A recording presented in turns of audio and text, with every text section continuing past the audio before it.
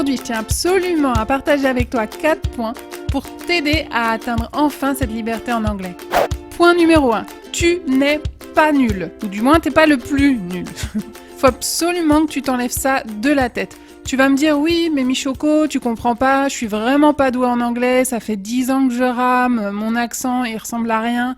Mais je veux pas entendre ça, je m'en fiche. Je vais juste te poser une question. Est-ce que tu sais faire preuve de bon sens de temps en temps dans la semaine? Si oui, alors t'es bon pour apprendre l'anglais. Tu as eu une certaine éducation scolaire, tu as un certain entourage, bref, tu as toutes les capacités pour apprendre l'anglais. Donc s'il te plaît, enlève-toi absolument ça de la tête. Je t'accorde une chose, mentalement, t'es quand même cassé. C'est vrai que pour la plupart des gens, les cours d'anglais à l'école pendant des années les ont complètement cassés. Certains ont une sorte de trouble de stress post-traumatique. Et peut-être que toi t'en fais partie. Ton accent est nul, tu n'as rien compris à la grammaire anglaise, tu n'arrives pas à enchaîner 2 phrases correctement. Bref, t'as un manque de confiance totale en toi. Et c'est pas ta prof d'anglais de l'époque ou tes amis actuellement qui te mettent en confiance. Donc réalise juste que oui, t'as peut-être été cassé mentalement, mais ça y est, tourne la page, on passe à autre chose et on essaie de voir les choses différemment.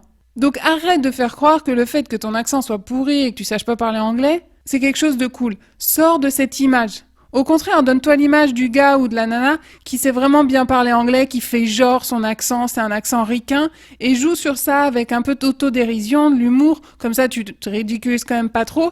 Au moins tu vas sortir de cette image qui t'enferme de dire « Ouais, mais moi je parle pas anglais, je sais pas parler anglais, de toute façon les Français on sait pas parler anglais. » Point numéro 2, ose faire ton premier pas. Réussir, ça ne veut pas dire être un intellectuel. Je veux pas dire, mais regarde le nombre de célébrités ou de personnes politiques qu'on voit à la télé qui, soi-disant, ont réussi et franchement, écoute les stupidités qu'ils nous disent. Si vraiment réussir c'était synonyme d'intelligence pure, je pense que ça se saurait.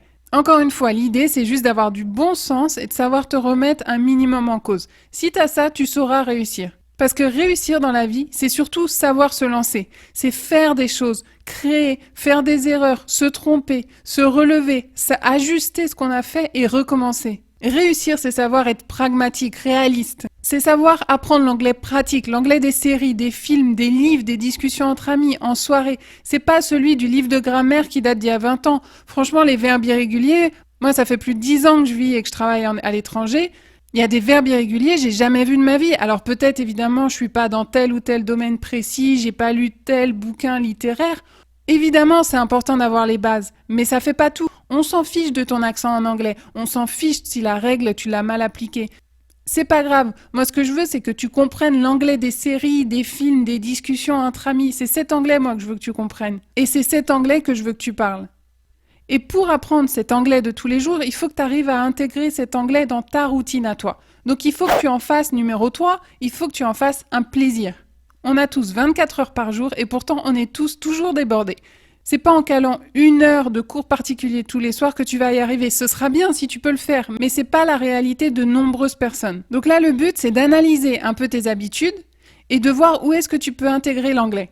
Et l'idée, justement, c'est de pas changer radicalement ma routine, mes habitudes. Sinon, je vais jamais réussir à apprendre l'anglais. L'idée, c'est d'analyser quelle est ta routine et de voir comment tu peux intégrer l'anglais ici ou là. Varie les manières d'intégrer l'anglais dans ton quotidien. Peut-être que tu aimes lire, te reposer. Prends un livre en anglais alors. Peut-être que tu préfères davantage être avec des amis. Participe alors à des événements sociaux dans ta ville. Il y a toujours des événements de personnes qui se regroupent, qui veulent apprendre l'anglais. Ou toi-même, lance un groupe comme ça sur les réseaux sociaux, Facebook ou autre. C'est facile à faire. Tu dis on prend un pot à tel bar tous les jeudis soirs et on se force à parler anglais. Peut-être que t'as pas le temps ou tu veux pas faire toutes ces choses-là, mais t'as 1 heure de trajet pour aller au travail. Écoute des livres audio, il y a plein de livres audio sur tous les thèmes possibles. Ou de la musique, ou des radios américaines quand t'es dans la douche, quand tu fais du sport. Si tu préfères plus regarder des séries, je crois que c'est 10 € par mois sans abonnement. Abonne-toi sur Netflix tranquille et regarde toutes les dernières séries américaines avec les sous-titres. Sois créatif et ajuste ton apprentissage en fonction de ta routine et pas l'inverse. Pour te dire, j'ai même un ami qui s'est inscrit sur des sites de rencontres aux États-Unis pour s'amuser à parler par Skype et par email avec des filles. Si ça l'amuse, tant mieux, c'est ça qui l'aide justement à un peu se forcer à parler anglais, à se tester, c'est très bien comme ça. Choisis ce qui te convient à toi d'abord. Et si tu as un centre d'intérêt vraiment particulier, utilise YouTube. Sur YouTube, tu as tout type de vidéos. Ça peut être sur l'art, sur la cuisine, sur le bricolage, il y a vraiment de tout. Tape les mots-clés de base en anglais et tu vas tomber sur des chaînes. C'est obligé. Et au final, tu verras, l'apprentissage sera un plaisir et fera partie de manière naturelle de ta routine. Point numéro 4, vois grand. Apprendre l'anglais, ouais, bon, ça c'est pas vraiment un rêve. C'est quoi vraiment ton rêve profond?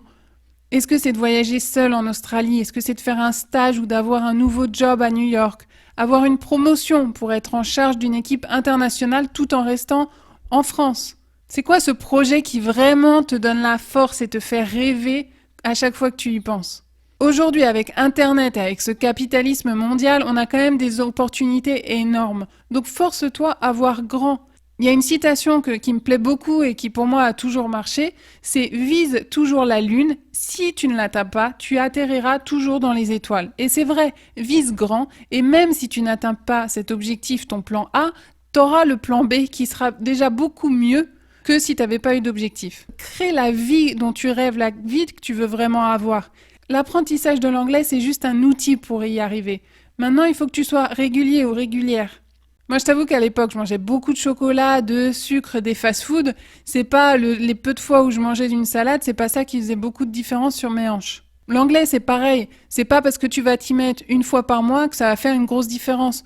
En revanche, si tu t'y mets un petit peu tout le temps, chaque semaine, les jours où tu feras pas d'anglais, c'est pas grave. Nous, ce qui nous intéresse, c'est l'objectif final. C'est le long terme. On peut faire des erreurs, on peut être démotivé, on peut vouloir arrêter. Mais est-ce que sur le long terme, je m'amuse un peu toutes les semaines de différentes manières à intégrer l'anglais dans mon quotidien? C'est ça le plus important. J'espère que ces 4 points t'ont été utiles. Je veux vraiment que tu arrêtes de croire que t'es nul, soit parce que t'es trop jeune, soit parce que t'es trop âgé, soit parce que t'es nul à l'école ou que t'es nul à ton travail. Je veux vraiment que tu t'enlèves ça de la tête. On est tous capables, je t'assure, d'apprendre l'anglais à partir du moment où t'as la volonté et que tu l'intègres de manière amusante dans ton quotidien. Si tu te sens toujours pas en confiance, écris-moi dans les commentaires ou envoie-moi un email plus privé pour essayer de comprendre qu'est-ce qui te bloque tant et comment je vais pouvoir vraiment t'aider pour que tu puisses sur le long terme atteindre ton rêve. Abonne-toi à My Liberty TV et libère-toi enfin de l'anglais.